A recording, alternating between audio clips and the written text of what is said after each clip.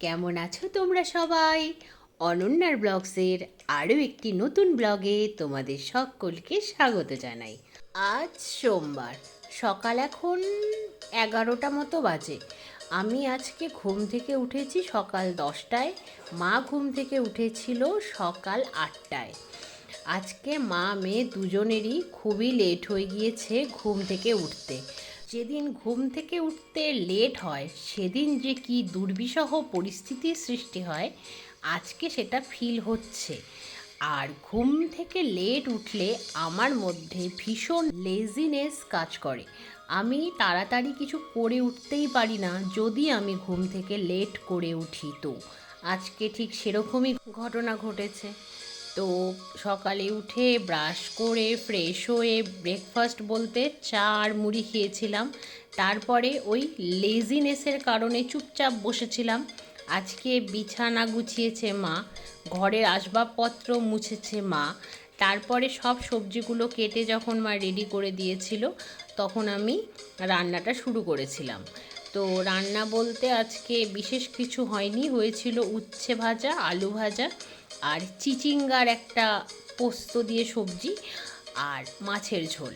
কাল যেহেতু আমি আর মা ডিনারে আম খেয়েছিলাম, তো সেই জন্যই আমাদের কালকে রায়খর মাছের সর্ষে পোস্ত বাটাটা যেটা ডিনারের জন্য বরাদ্দ ছিল সেটা থেকে গিয়েছিল, সেটা ফ্রিজে তোলা ছিল।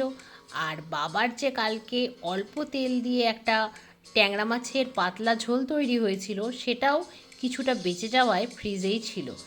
তো সেই জন্যই আজকে বাঁচোয়া, কারণ তোমাদের তো আগেই বলেছি যে বাবা খুব টাইম মেনটেন করে ব্রেকফাস্ট লাঞ্চ ডিনার করতে পছন্দ করে।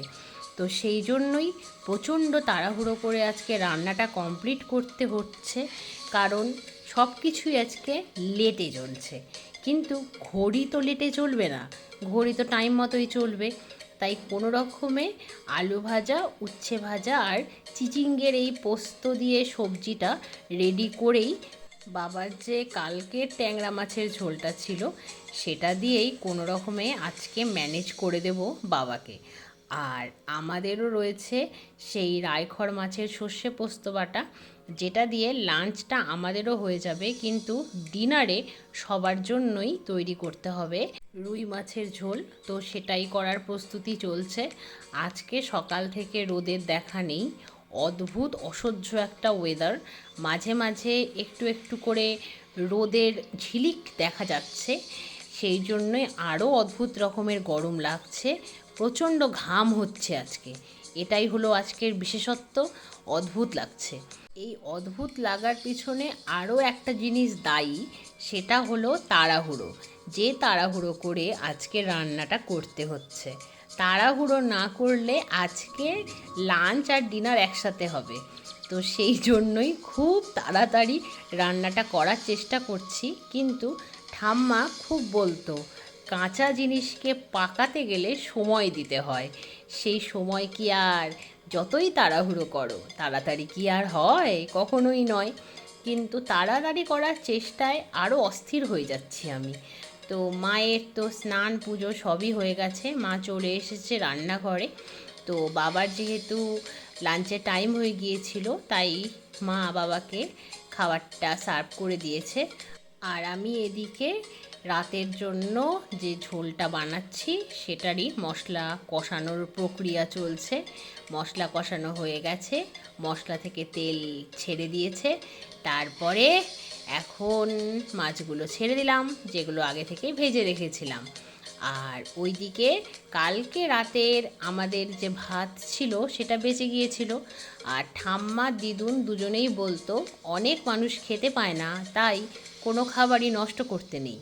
তো সেই জন্যই কালকের বেঁচে যাওয়া ভাত মা জল দিয়ে রেখেছিল, সেটা আজকে পান্তা ভাত হিসেবে আমি আর মা খেয়ে নিলাম। পান্তা ভাতটুকু খেয়ে চলে গিয়েছিলাম স্নানে। স্নান সেরে এসে এখন লাঞ্চ করতে হবে।